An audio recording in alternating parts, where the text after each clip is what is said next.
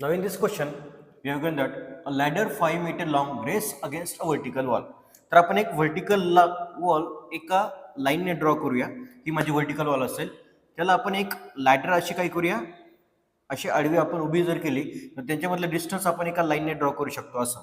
तर आता क्वेश्चनमध्ये जे दिले ते आपण इथे लिहून घेऊया. अ लॅडर 5 मीटर लॉंग, म्हणजे ही जी लॅडर आहे ती आपली 5 मीटर लॉंग आहे. रेस अगेन्स्ट वर्टिकल वॉल ही वॉल आहे आपली.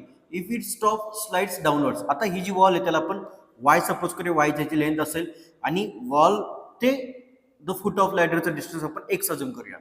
तर if it stop slides downward, म्हणजे आता लॅडरचा जो टॉप आहे तो जर स्लाइड्स डाऊनवर्ड होत असेल, खाली येत असेल, तर त्या रेटला आपण D Y upon D T असं डिनोट करू शकतो. तर ते आपल्याला 10 सेंटीमीटर पर सेकंद दिलेलं आहे. आता डाऊनवर्डला ते आपण शिफ्ट होत असेल त्याला आपण मायनस साईन देतो कायम. आता हे सेंटीमीटर मध्ये दिले आणि पुढे आपल्याला एक युनिट मीटर मध्ये दिलेलं आहे. आपल्याला जे फाइंड आउट करायचं ते पण मीटर मध्ये आहे. तर आपल्याला युनिट कन्वर्जन माहिती आहे. सेंटीमीटरचं कन्वर्जन मीटर मध्ये करायचं असेल तर आपण त्याला 100 ने डिवाइड करतो. मग 10 अपॉन 100 आपलं काय आलं, -1 अपॉन 10 मीटर पर सेकंड आला. मग आता आपण पुढे जाऊया क्वेश्चन मध्ये. Then the foot of the ladder is sliding at the rest of, म्हणजे द फूट ऑफ लॅडर हे जे डिस्टन्स आहे याचा रेट आपल्याला विचारलेला आहे. तर त्याचा रेट आपण डी एक्स आपण डी टू ने डिनोट करत असतो. आणि when it is 4 meter away from the wall, आणि एक्सची व्हॅल्यू आपल्याला काय दिलेली आहे तर 4 दिलेली आहे.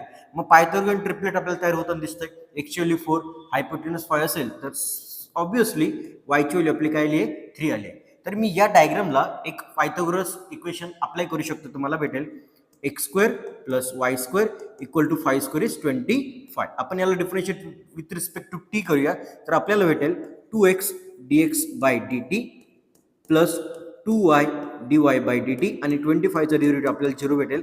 मी हे इक्वेशन dx बाय dt साठी जर सॉल्व्ह केलं तर आपल्याला भेटेल dx upon dt is equal to, आता हे 2 कॅन्सल होतील, आपल्याला 0ला जाऊन ते कॅन्सल झाले आणि आपल्याला फायनली हा y तिकडे गेला तर -y dx dy upon dt आणि x जो इकडे मल्टिप्लाय तो तिकडे जाऊन आपल्याला डिवाइड होईल. आता आपण याच्यामध्ये सगळे व्हॅल्यूज पुट करूया.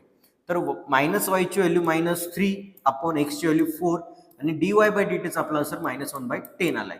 तर 3/4 चा आन्सर आपल्याला माहिती आहे 0.75 असतो इंटू 1/10. मायनस मायनस आपले प्लस झाले आणि 1/10 असेल तर एक 0 पण याच्यामध्ये काय करतो ऍड करतो. तर फायनल आन्सर 0.075.